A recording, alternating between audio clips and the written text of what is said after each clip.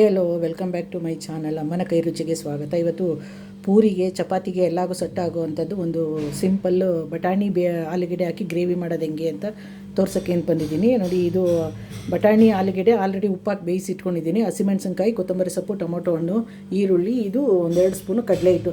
ಇನ್ನು ಮಿಕ್ಕದನ್ನು ಹಾಕ್ತಾ ಏನೇನು ಹಾಕ್ತೀನಿ ಅಂತ ಹೇಳ್ತಾ ಹೋಗ್ತೀನಿ. ಎಣ್ಣೆ ಕಾದಿದೆ, ಅದಕ್ಕೆ ಈರುಳ್ಳಿ ಹಾಕ್ತೀನಿ.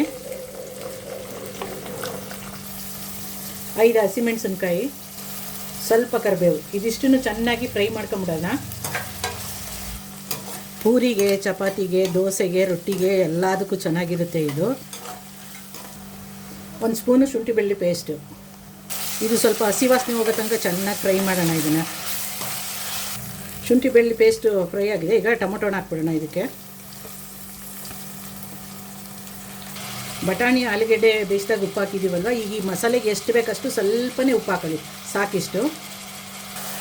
ಒಂದು ಅರ್ಧ ಸ್ಪೂನಷ್ಟು ಅರಿಶಿಣದ ಪುಡಿ.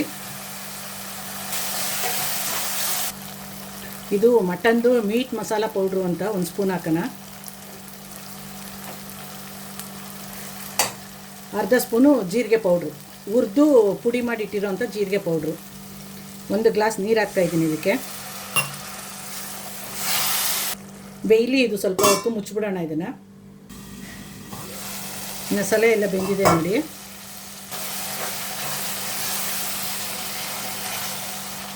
ಬೇಯಿಸಿರೋ ಬಟಾಣಿ ಹಾಕ್ತೀನಿ, ಬೇಯಿಸಿರೋ ಆಲೂಗೆಡ್ಡೆ. ಇದರಲ್ಲಿ ಸ್ವಲ್ಪ ಆಲೂಗೆಡ್ಡೆ ಎತ್ತಿಟ್ಕೊಂಡು ನೀರಲ್ಲಿ ಸ್ವಲ್ಪ ಕಲಸಿಟ್ಕೊಳ್ಳಿ ಅದನ್ನು. ಆವಾಗಲೇ ಹೇಳಿದ್ನಲ್ಲ, ನೀರಲ್ಲಿ ಆಲೂಗೆಡ್ಡೆ ಸ್ವಲ್ಪ ಕಲಸಿಟ್ಕೋಬೇಕು ಅಂತ, ಅದು ಹಾಕೋಣ.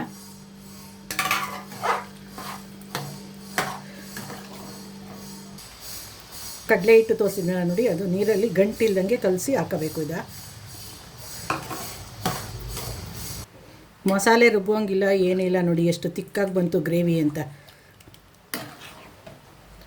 ಲಾಸ್ಟಲ್ಲಿ ಒಂದು ಅರ್ಧ ಸ್ಪೂನ್ ಗರಂ ಮಸಾಲೆ ಹಾಕಿ,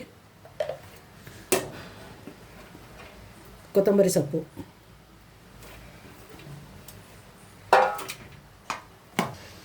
ಸೂಪರಾಗಿರೋವಂಥ ಆಲೂ ಬಟಾಣಿ ಮಸಾಲ ಗ್ರೇವಿ ರೆಡಿ ಆಯಿತು ನೋಡಿ.